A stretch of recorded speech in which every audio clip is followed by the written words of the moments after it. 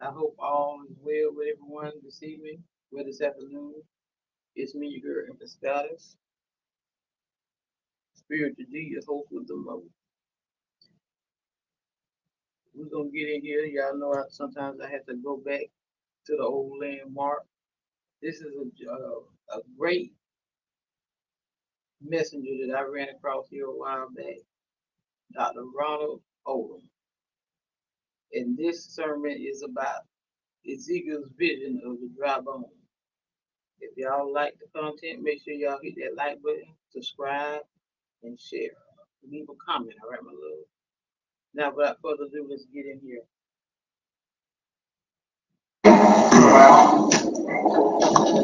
From the book of Ezekiel,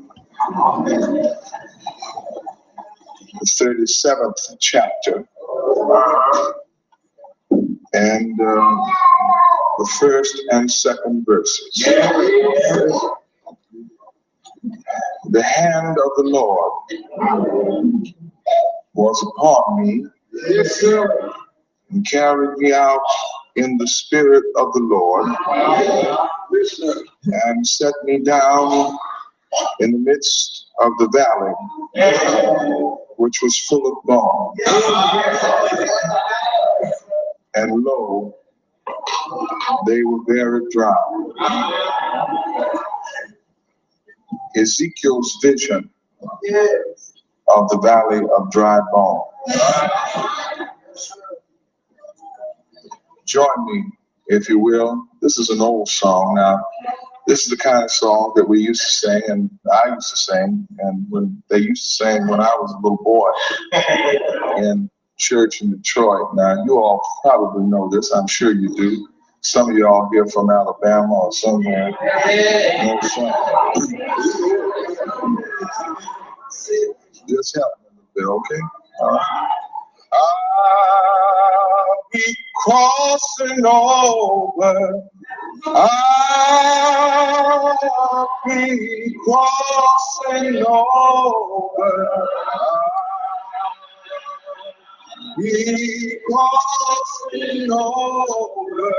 Jesus gonna take up my time. Well, be crossing over. Be crossing over. Be crossing over. Jesus gonna take a time.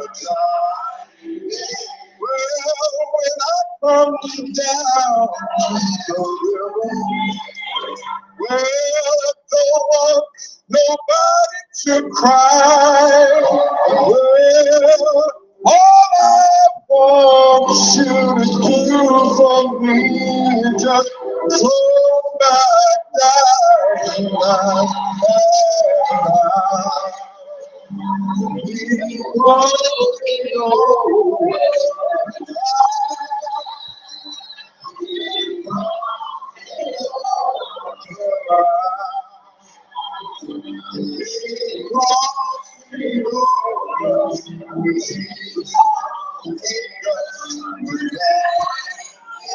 Well, when I come down to the dirt, somebody will say I was lost. Well, come on down to the ferry, and that's the ferryman did not cross that he crossing over. He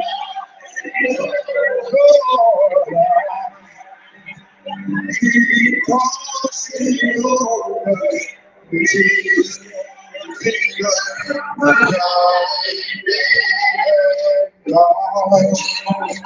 he's sleeping in Jesus.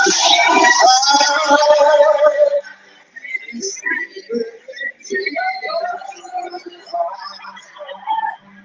He's sleeping in Jesus. Jesus.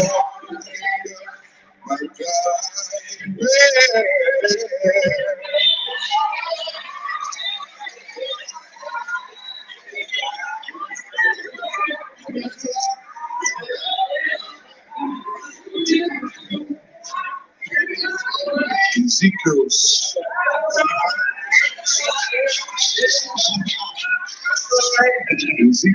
vision of the valley of dry bones. Bones were and are made to function in bodies. The Lord never made bones promiscuously to be used at man's will, but only for bodily function. Bones are formed at the time when all other elements of the body are formed. They grow in the body and with the body to give shape and support and carriage to and for the body. But a dry bone is an idle bone. It is an indolent bone. It is an inactive bone. It is a slothful bone. It is an unemployed bone. It is an unoccupied bone. It is a useless bone. It is no good to itself. It is no good to the body out of which it came. And it is no good to another body. It's just dry. But the vision of Ezekiel's valley of bones, I say vision because there was no actual literal valley of bone, but only a spiritual condition of the people which resembled a boneyard. Now, it was shown to him at a peculiar time and under peculiar circumstances, because Ezekiel lived with the remnant of his brethren, far away from the land of his fathers. And he was in the land of Chaldea, a captive and a prisoner of war. He was exiled from his fatherland. All or almost all of those who had come up with Ezekiel were now dead, and he was a long way from home. And this made it very lonesome for him. Being a prisoner of war made it even more lonesome. But the Jews had lost their political existence as a nation. They had been transported by King Nebuchadnezzar to the land of Chaldea, to people its uninhabited parts. Now, they also had lost their religious constitution and their ordinance. The temple had been destroyed, and the beautiful services of Jehovah were abolished. They were taken captive among people who did not know nor care to know about God. While they were in their own land, however, much of their trouble can be the fact that before they were ever taken captive in their own land, they had already become unfaithful to God. They had begun to play with and play around with those things which looked pretty. They began to serve idol gods. And these gods sapped all of the spiritual life out of them. And God made them suffer for their sins against him. In this Chaldean land, they became dry. The old folks used to say, sure enough, dry. They appeared to have been utterly annihilated, struck out and wiped out from the list of nations and blotted out from the remembrance of God. God made them suffer many things for their sin. He made them weep for it. By the rivers of Babylon, they sat down and wept when they even thought about Zion. He made them acknowledge their desolation among themselves and to themselves. In their sadness and in their grief, they said, our bones are dry. Our hope is lost. We are cut off from our parts. And as a nation and as a religious society, they looked upon themselves as dead in the sight of God and in the sight of their fellow creatures. They were so entirely deprived of life and energy and hope of recovery that they resembled a body in the grave of which nothing remained but the dry bone, disjointed and broken. There were so many of them in captivity that they looked like a boneyard where nothing but the dry bones of dead carcasses were scattered. That's a terrible thing, or a terrible condition to see a church torn up and scattered. It's a terrible sight to see that people who once magnified the Lord fighting among themselves, driving the Spirit of the Lord from among them. They were dry bones. And as hopeless as their case was in the eyes of man, it was different in the eyes of God. You see, the Lord always can give hope, even in hopeless cases. The old saying is that man's extremity is God's opportunity. Now, first of all, Ezekiel didn't want to go to the valley. He didn't have any intention of going. But the hand of the Lord was upon him and carried him out in the Spirit of the Lord and set him down in the midst of the valley which was full of bones. And it said, he caused me to pass around about them. And behold, they were very many down in the open valley.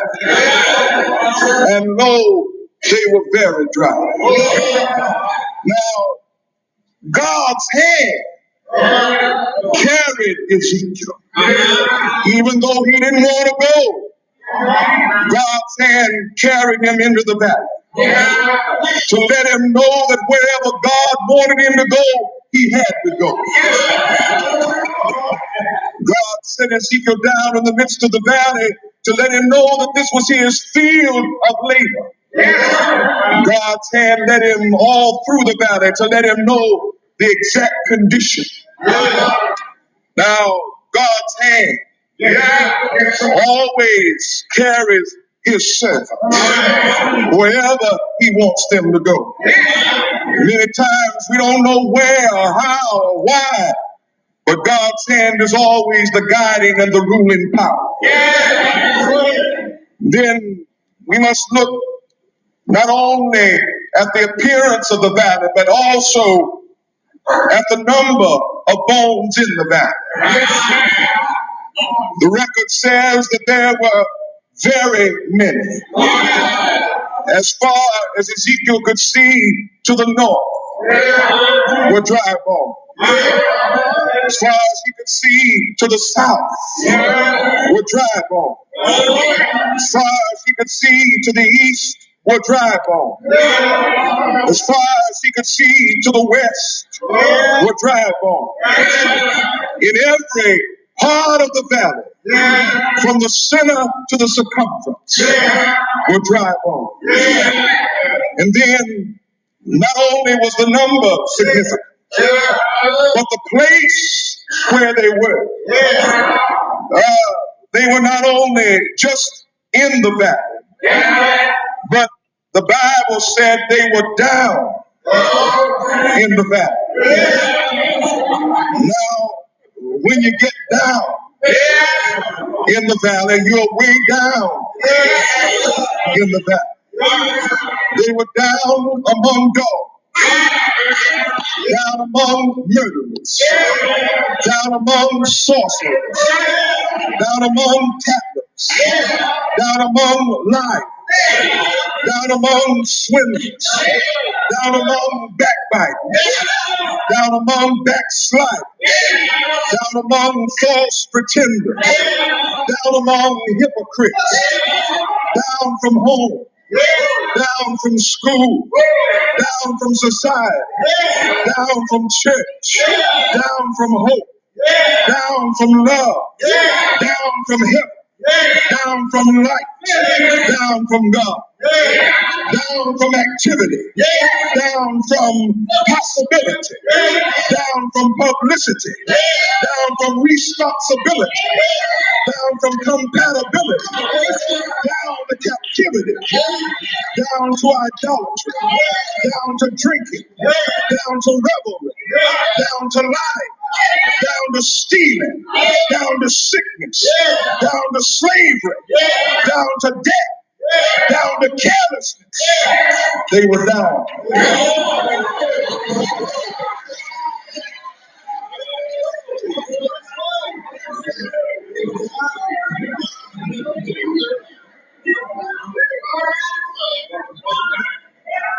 Then, not only were they down in the valley, but their condition,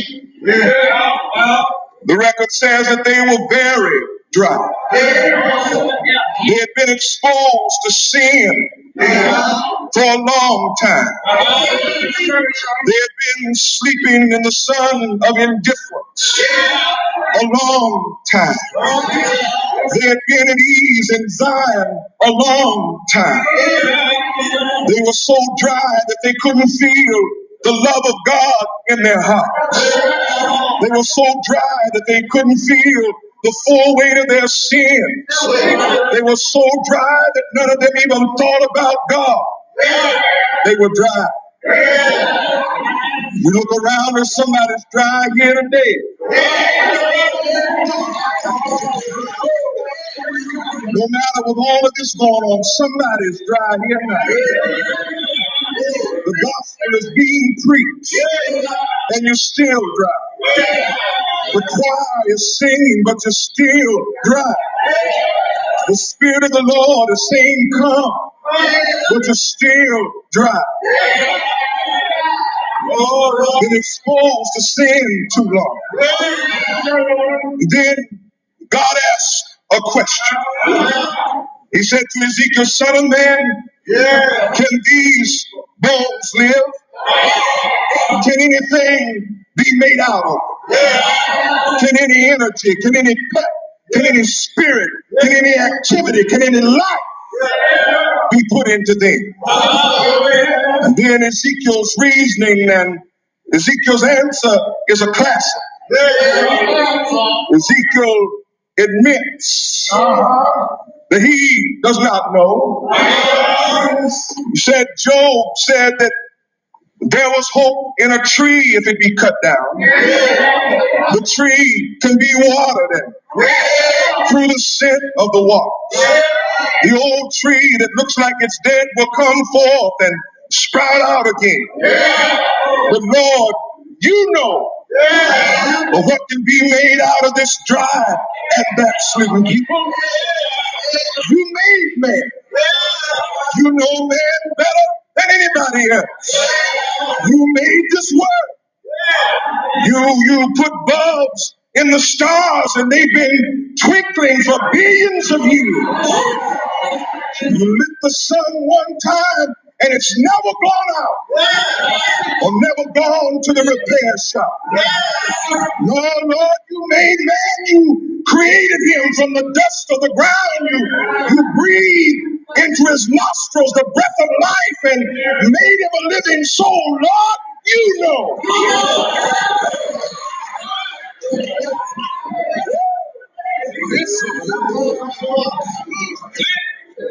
You made them. You know all about it. You look around in Dayton, Ohio. It's sort of like a valley of dry bones. You have sinners and hypocrites, backsliders, procrastinators like any other city in America. They're dry, they have eyes, but they cannot see. They have ears, but they do not hear. They have hearts, but they do not feel. Have tongues, but they cannot talk. Have feet, but they cannot walk. Can they live? Can anything be made out of? Well, let's see what God told Ezekiel. Ezekiel asked the Lord, and God gave the answer.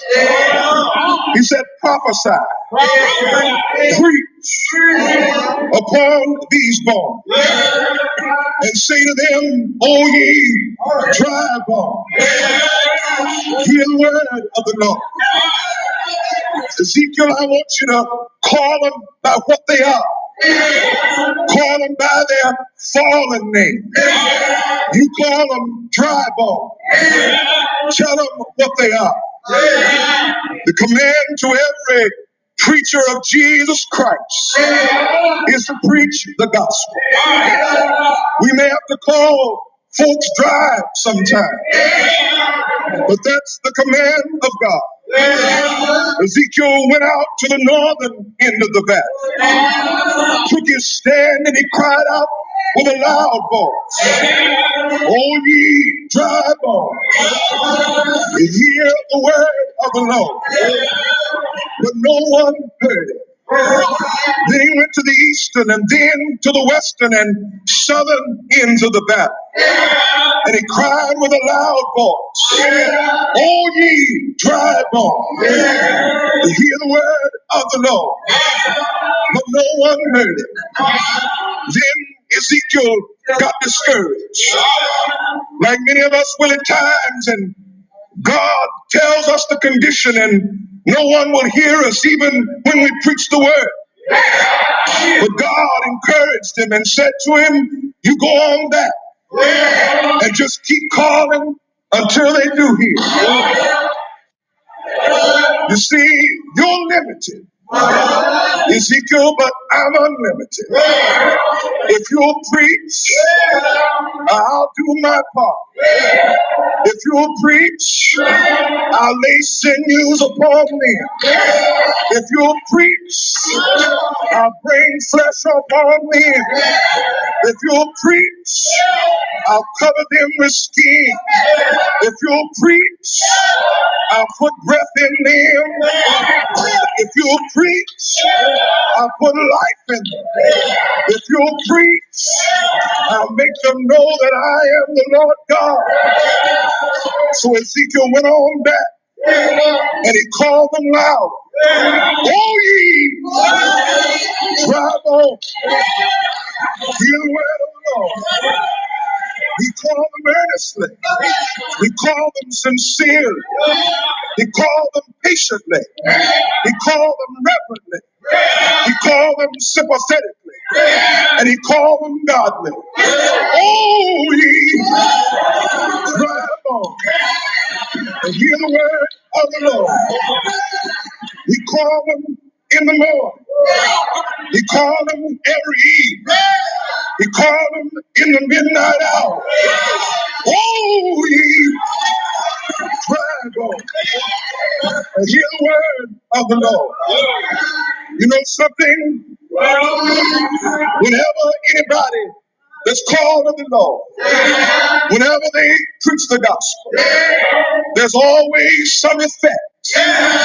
You might not always be able to see that effect, but there's a lot of effect when God's preacher preaches God's word. Now, I know what you want me to do, what you want to hear, but I want to go on and preach this word.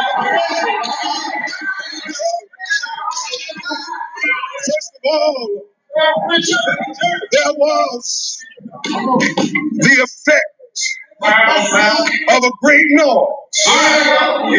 Now, noise represents the awful command and power of God wielded by the preacher. Noise naturally goes along with preaching. It always did, and it always will. God endows his preachers with his power, and when it's rightly used, the preacher will make noise. And noise also represents praises unto God. David said, make a joyful noise unto the Lord, all ye land. Not only will the preacher make noise, but awakened souls, they will come apart and they will make noise. When John the Baptist was preaching in the wilderness, he made so much noise that they heard him all the way uptown. Then the second result of the prophet's preaching was that there was a shaking. Now this shaking was a trembling, a conviction that fell upon the people by the preaching of the word. I want you to know tonight that there is nothing as powerful as the gospel. The gospel will cut. The gospel will convict. The gospel will penetrate to the marrow of the bone. The gospel will pierce and bore its way into the secret intents of the mind. The gospel will move quickly and make sinners think on their way. It'll make them turn their feet. It'll shake them in their sins and cause them to tremble and get in a hurry to keep God's commandments. Then the third result of the prophet's preaching was that the bones came together, bone upon bone. The toe bone came and found its place. The instep bone joined the toe bone. The ankle bone joined the instep bone. The leg bone joined to the ankle bone. The thigh bone joined the leg bone. And the pelvis bone joined the thigh bone. Backbone joined the rib bone. And the pelvis bone joined the backbone. The collarbone joined the head bone. And the backbone joined the collarbone.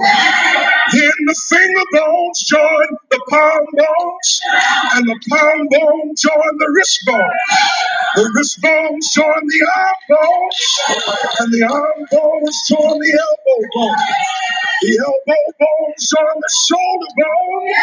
And the shoulder bone joined the backbone. They came together. And then the fourth result was that sinews came upon those bones and caused them to be covered with flesh. God put all the muscles on the bone, the muscles of the heels and the calves of the legs and the thighs and all of the back muscles. And then he covered them up with two coats of skin, the dermis and the epidermis. And you know, when preaching is really done, it will bring dry bones together. Preaching will fill empty pews. Preaching will bring back the old time joy. Dry bones will come together. And God will bring sinews and skin upon them. Now, they had everything that they needed, but they didn't have any life. Now, you got to have life in you if you're going to be any good for God. Well, they were down in the valley. They had all come together. They had their muscles, they had the skin, but they were not full of life. They had feet, but they could not walk. They had tongues, but they could not talk. Well, God told them, he said, Ezekiel, he said, call the wind.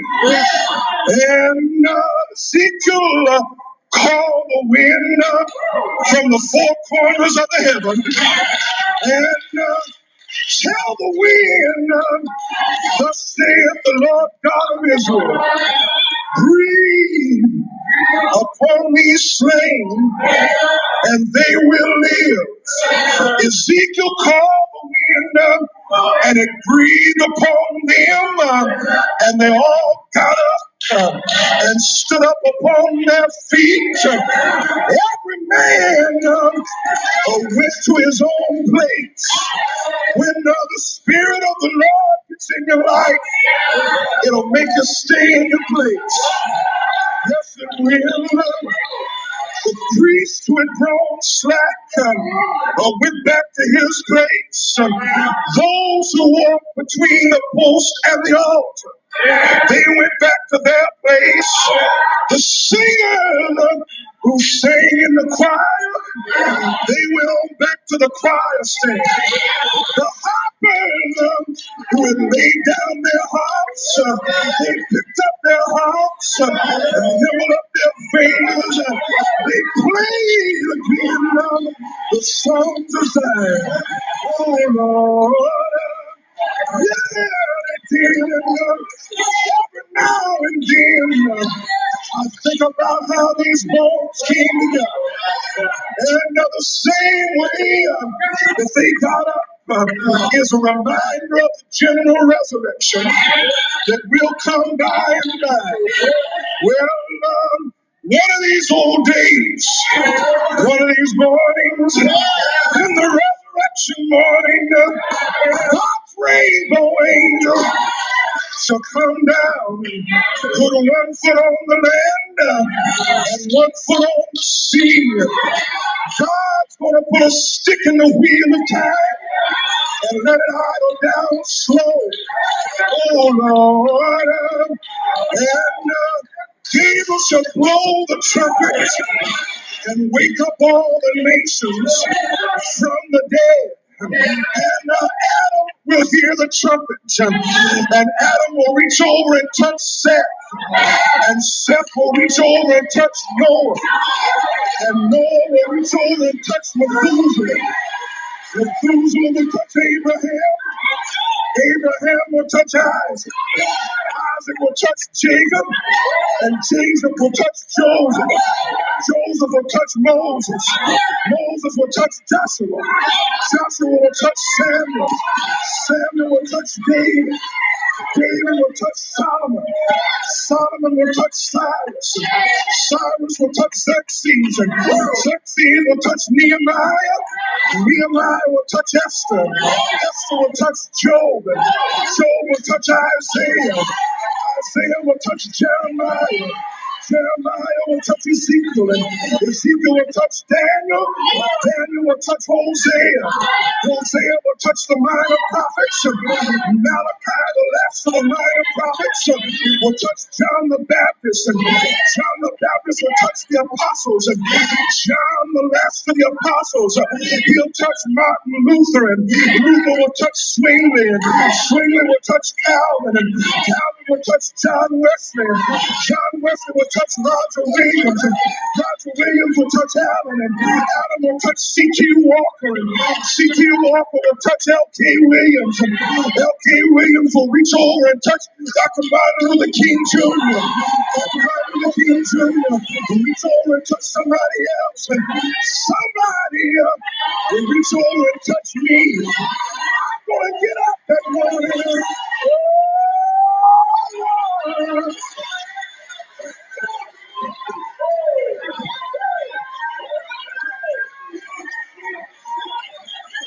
We're going to rise up with healing in our wings. Want to go home to live with Him, live with Jesus. Want to be grand, want to be grand, want to be grand. Just to go home and live with Jesus. Want to be grand, just to go home and live with Him.